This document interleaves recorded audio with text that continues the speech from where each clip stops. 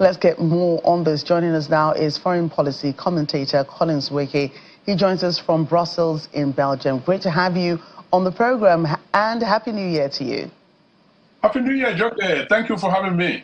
Right. So what do you make of Mr. Wang Yi's visit to Africa, and how do they align with China's broader foreign policy goals? Well, like you pointed out, Nweke, this is a very consistent practice that China has put in place for 35 years. And I mean, that tells us something about the sustainability of China's foreign policy, how seriously, they take business.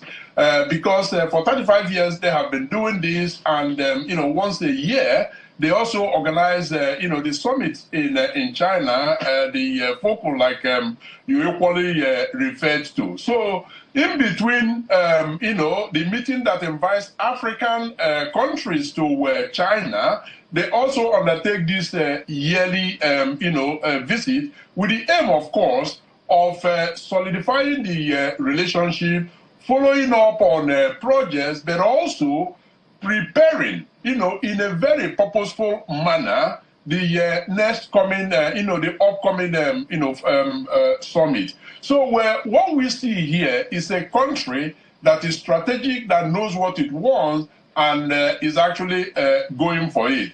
I wish one could say exactly the same about African countries that they are visiting and indeed, making overtures to, because from all indications, it does look like, Africa has become that bride that everyone wants, but it's only Africa itself that doesn't quite understand or know why it has become that bride that everyone wants. And I think Africa has got to put up, that thinking cap to begin to think for themselves and derive from these, partnerships the best that Africa can get along the line of, their national interests.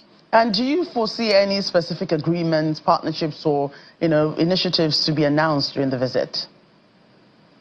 Well, I mean, the most obvious is, of course, deepening relationship around infrastructure development, getting more access to natural resources in Africa. That has always been, China's, main objectives. And of course, we can't discountenance the fact that they are, over the last several years, building up capacities around the use of, soft diplomacy to actually achieve part of their goals. For instance, cultural exchange, educational exchange, and, those sort of, people-to-people relationship, academic exchanges, and so on and so forth.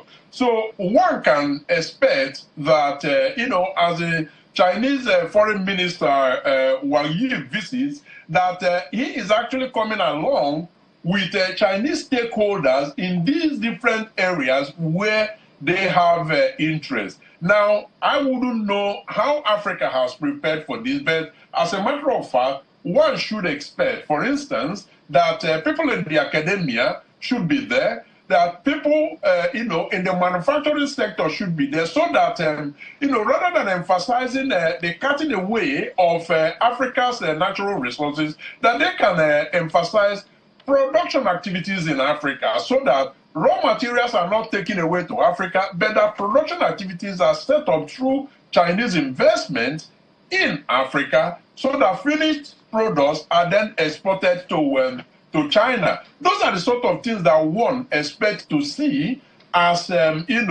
takeaways, MOU signed, in this regard.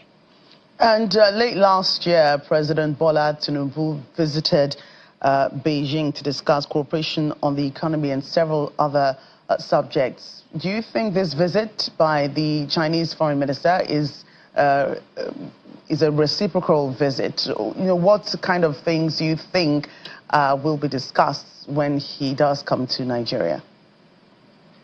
Well, I mean, at best you can call this a trade mission. I mean, it couldn't possibly be aligned with the president of visit of President Bola Tinubu. President Bola Tinubu is the president of Nigeria, and so when he visits, one could talk about state visit. I'm not sure the September 2023 visit, 2024 visit was a state visit, but it is the foreign minister that is visiting, and so it cannot be equated. However, it is a trade mission with the goal of coming in with Chinese, business people to meet Nigeria's business people and then carry out exchanges, but also prepare for the next set of, summits that will take place in China, where African, governments are invited. So more or less, this is, some sort of preparatory meeting with the dual goal of strengthening their relationship with Nigeria and other African countries while getting ready for the next set of summits taking place in China. Right, these summits, there are a lot of discussions take place there, and you rightly mentioned a few minutes ago that African countries should begin to see how they can, take more advantage of these trade missions and these cooperations with countries such as China. So in this new year, as 2025 rolls along, do you see more of that happening? Do you actually see African leaders taking that bold step to say, we're friends with you, we have economic ties, but we want more to be done within our soil rather than just having, your nationals coming in and then taking the foreign exchange out of our countries?